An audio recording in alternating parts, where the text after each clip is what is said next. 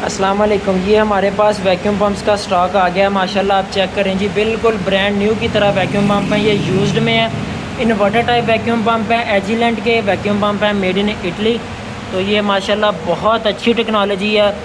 Vacuum pumps ही vacuum pumps है। इसके अलावा मेरे पास और भी पड़े हुए हैं, ये सिर्फ डिस्प्ले के लिए मैंने आपको दिखाए हैं। तो ये माशाल्लाह चेक करें, बिल्कुल इस तरह जिस तरह ब्रांड न्यू वैक्यूम पम्प्स होते हैं।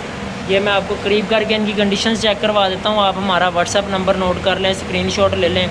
जिस भाई को चाहिए वो हमारे इस व्हाट्सएप नंबर पे हमारे साथ रब्ता कर सकता है। MS40+ है, इसमें MS30 है और डिफरेंट है।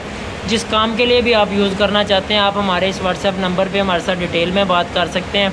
उसी काम के लिए आपको उसी तरह का वैक्यूम पम्प जो सूटेबल है वो दिखाया जाएगा और वो आपको जो है वैक्यूम पम्प इंशाल्लाह मिल जाएगा। ये आप देख सकते हैं, ये सिंगल फेज़ में है सारे वैक्यूम पम्प और बहुत बेहतरीन कंडीशन है इनकी। ये आप हमारा व्हाट्सएप नंबर नोट कर लें।